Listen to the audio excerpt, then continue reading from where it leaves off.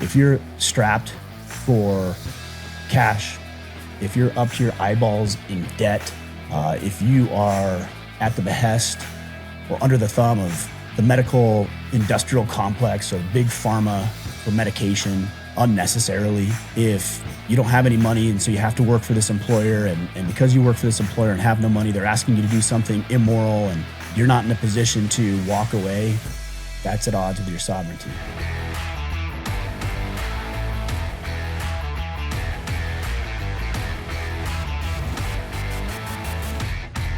By now, everybody listening to this has heard the term discipline equals freedom, which Jocko said probably, 5 or 10 years ago, and maybe longer.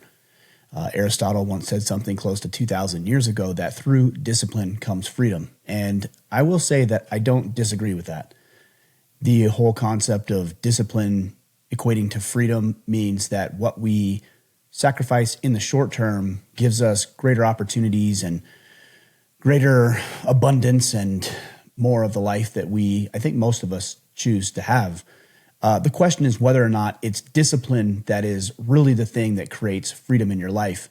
And I'm going to share some ideas, not to be antithetical to that idea, but to round out the perspective that not only is it through discipline comes freedom, but I believe that it's through the options that we have to choose between what we do for work, the options that we have to choose who we decide to spend the rest of our life with, the options that we have to choose which ideologies and maybe even dogmas that we pursue that will hopefully lead us to the kind of lives that we want to have. So again, this is not antithetical to the concept of discipline equals freedom, but maybe gives us some new perspectives on what to look for. So today I'm going to share with you 4 things that you can do to create more options in your life, and why having more options in your life ultimately gives you the freedom to choose, the freedom to pursue, and the freedom to live the life that you want. So let's just jump right into it. I had a stepfather come into my life about the time I was 14, 15 years old. And although there were some not so great examples of what it means to be a man, I do remember him saying quite often that having more options gives you power and gives you control and gives you the ability to choose the life that you desire. He was very successful financially, and I really admired and respected a lot of what he did when it came to building business and building wealth and abundance and prosperity in his life. And quite honestly, I was the beneficiary or the recipient in some ways, to some degree, of the wealth and abundance he was able to create.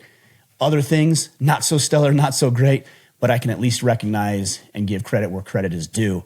What I would say as a first tactic or mindset for you when it comes to creating options in your life is to know that it is on your shoulders to fix yourself first. There are so many men that I talk with just about every day who think that only their life would be better if fill in the blank. My relationship would be better if my wife did this. My career pursuits would be better if only my boss did this. My financial prosperity would be better if only the economy was this way, or the president or Congress did this. I'd be a better parent if my kids were this. And the problem with that is you're not giving yourself any sort of options. You're not giving yourself any sort of control in your life. What you're doing when you ask somebody else to be different in order for you to have a desired result is handing all of the power over to that external circumstance or that person. Nobody is responsible for your life. I'm not responsible for your life. The economy is not responsible for your life. Your wife is not responsible. Your boss is not responsible. Your kids are not responsible. You are responsible for your life. Are you willing to acknowledge it? Now, that's not to say that there aren't factors at play that influence the outcomes of your life, but they are far less relevant than most men give them credit for.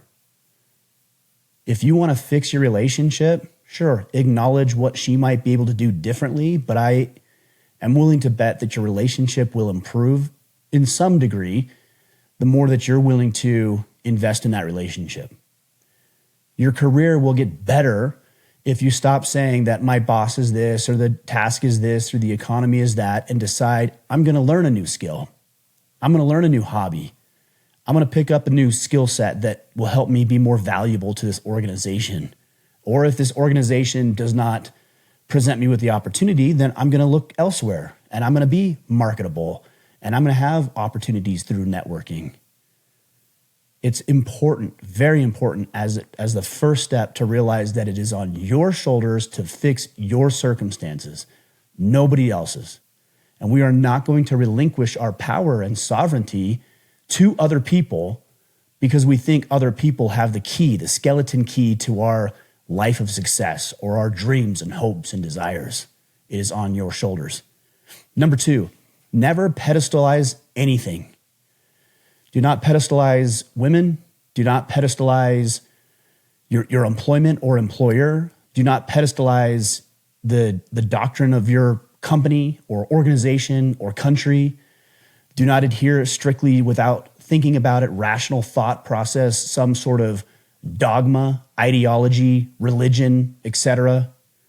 Never follow those things blindly. Keep your options open.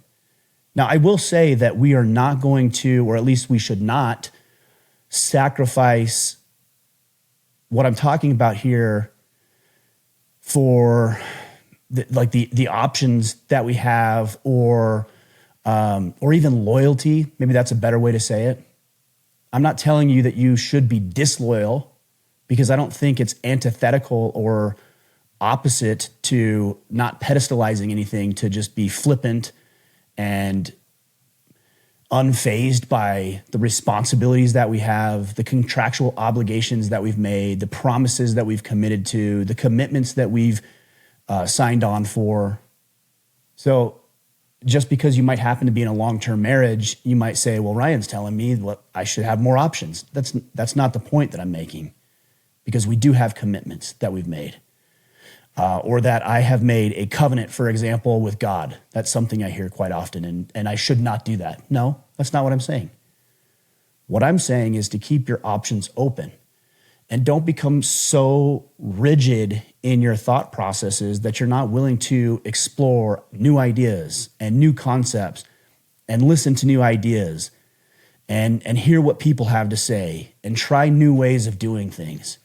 I think it is quite possible to be loyal to yourself, to be true to your word, to honor your commitments, and also still acknowledge that there's room for development and improvement and nuance and thoughts and ideas that you haven't considered before or haven't heard before.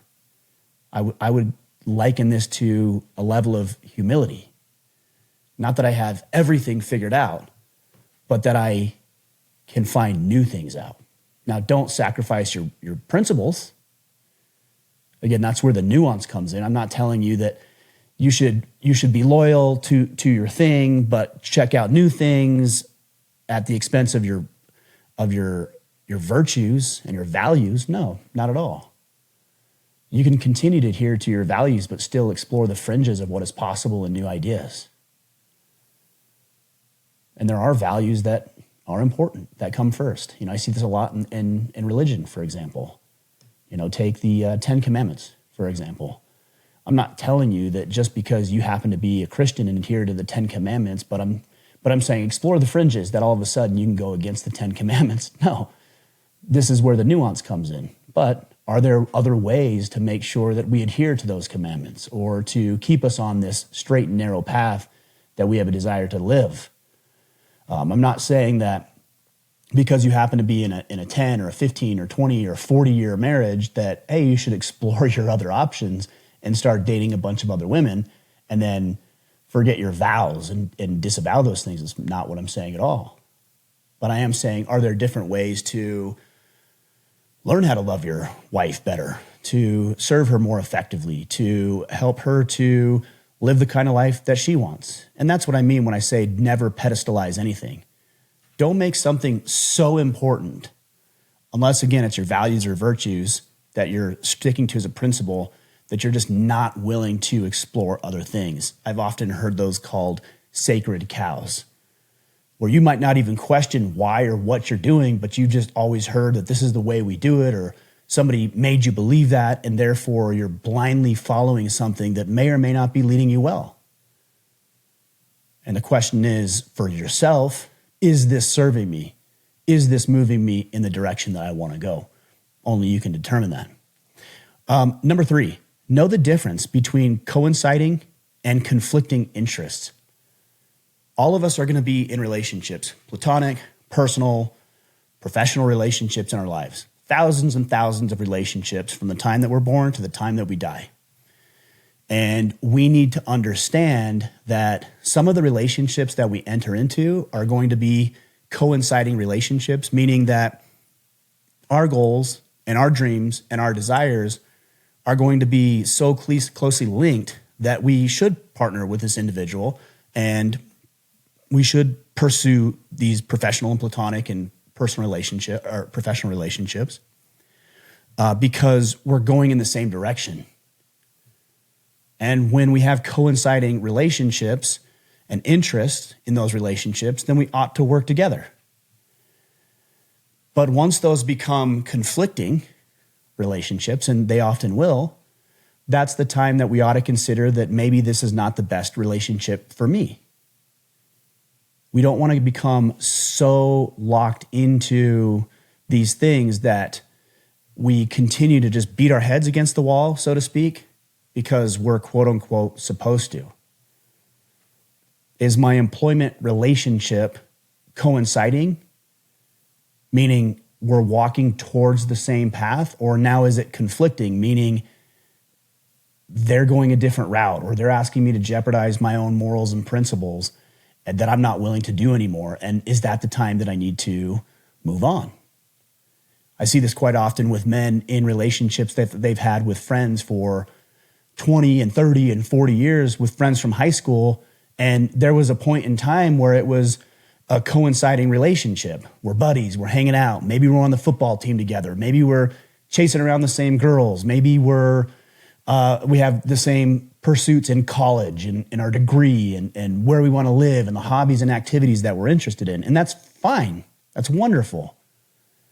But I've also seen where you might have a friend for 20 years and they're not living the kind of life that is conducive to the dreams and hopes and desires that you have, but we're supposed to be loyal to those people because why? I don't know. Somebody said we're supposed to. And now all of a sudden you're in a conflicting relationship, in this case, a friendship that is no longer serving you. If anything, it's actually hindering you.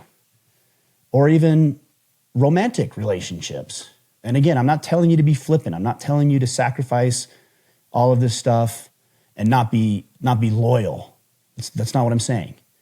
But there might even be romantic relationships where you've been with a woman for a period of time, whether it's 6 months or 6 years or whatever, where when you were together originally, you had the same dreams and hopes and desires and goals and objectives, and now you just don't. Maybe she sees it differently. Maybe you see it differently. I would say that if you're in a committed relationship, that if you start to see conflicting interests, that you actually spend a lot of time figuring out how to be back on the page of coinciding interests. But the longer it goes where you're conflicted in your interests, the harder it's going to be and the worse it's going to get. And the more that you are going to sacrifice yourself on the altar of this relationship that isn't growing, that isn't developing, that isn't getting better, that isn't improving, that maybe two parties aren't willing to work on it. My fear in telling you that is that you might believe I'm advocating for breaking down long-term relationships because you're flippant about it and think that you want something better. Be very careful with these things. This is a very dangerous path, but it's also important to know that things change over time. Unless you can be vigilant and active, especially in the relationships you want to keep, with keeping those in line with coinciding interests, it's going to drift very easily and very rapidly over time as well. Next thing, guys, is know that sovereignty is the way. Sovereignty in all things. Basically, it's synonymous in the way that I'm explaining it with liberty. If you're strapped for cash, if you're up to your eyeballs in debt, if you are at the behest or under the thumb of the medical industrial complex or big pharma for medication unnecessarily, if you don't have any money and so you have to work for this employer, and because you work for this employer and have no money, they're asking you to do something immoral and you're not in a position to walk away, that's at odds with your sovereignty. If you're not healthy, if you're not making good choices, if you're not setting boundaries and having people respect you, then you are relinquishing sovereignty to other businesses, people, relationships, financial institutions, big daddy government, the medical industry, academia. Not interested. The more other people are demanding of you and the more you acquiesce to those demands, the less sovereign that you are. And the less sovereign that you are means that you're going to make worse choices. Let me give you an example. If you're at an employment and they're asking you to do something that jeopardizes your morals, but you don't have 10, 20, 30, 50, $100,000 in your bank account, and you're going to wonder where the next mortgage is going to come from, you're far more likely to engage in that behavior than if you had $20,000 or $30,000 with zero debt sitting in your bank account. And now you can say, no, I'm not going to do that thing that you're asking me to do. Or in the same context, maybe you have other connections and networking opportunities and CEOs and business owners and bosses that you know, and somebody comes to you and says, hey, we need you to do this thing at work, which goes against your own sovereignty. And you say, I'm not going to do that. And you know you're not going to do that because you could easily make 3, 4, 5, a half a dozen calls today and have employment lined up this afternoon. I don't want creditors beating down my door, ever. I don't want to run the risk of some organization, some financial institution, or some high-level CEO at some point saying, hey, Ryan owes us this amount of money and he's going to pay within the next 30 days or he's going to lose his thing. My house, my car, whatever it might be. Same thing with the government.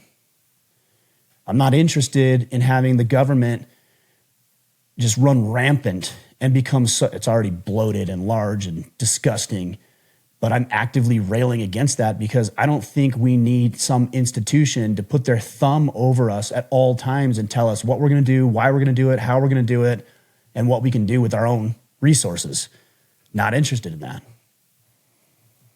I'm not interested in being 40, 50 pounds overweight and having to run the risk of contracting diabetes or unnecessary medical diagnosis like a cancer issue that I could have avoided if I would have just eaten healthy and been lean and strong and fit and mobile and active.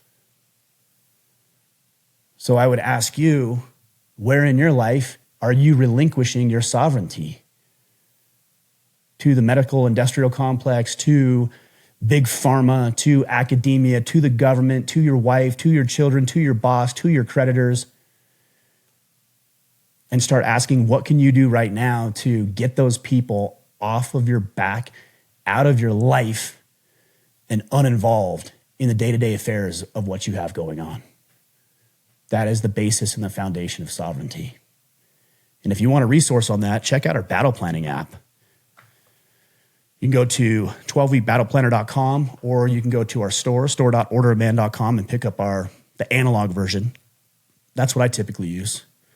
And it will help you come up with ideas. You can also go to orderofman.com/battleready and help you identify where you're relinquishing sovereignty and what specifically you can do about it in the next 90 days. Discipline can equal freedom over time. And I'm not telling you by saying this that it won't. I'm saying that you want to create options for yourself. Fix yourself, improve yourself, get better in every way. Never pedestalize anything. No government, no company, no organization, no woman, no religious ideology, no dogma, nothing. Question everything, not with a pessimistic attitude, but a healthy dose of realism, humility, and curiosity. Number 3, know the difference between coinciding and conflicting interest in relationships. and start to recognize the patterns when things are conflicting, they're no longer aligned. And your job as a man is to either get those things back into alignment because they're important to you, relationships with your kids or your wife, for example, or maybe even employer, or figure out ways to find other places and other relationships that are more coinciding with your own dreams, desires, and hopes. Don't be flippant about that. That's the warning I gave. And the last is understanding that sovereignty is the path forward. It's the way. Freedom, liberty to pursue what you want to pursue, why you want to pursue it, and how you want to do it. I hope that helps, guys. If you have additional questions, please let me know. If you want to dive deeper into what we're doing and talking about here, please make sure you join our Brotherhood, the Iron Council. We open up again in about 3 weeks. If you go to orderaman.com/Iron Council, you'll learn more about what we do, why it's so important, why we question these things and these dogmas and institutions and everything else, and ultimately secure our own individual sovereignty. Guys, I hope that helps. We'll be back next week for our interview and also our Ask Me Anything on Wednesday. Until then, go out there, take action, and become the man you are meant to be.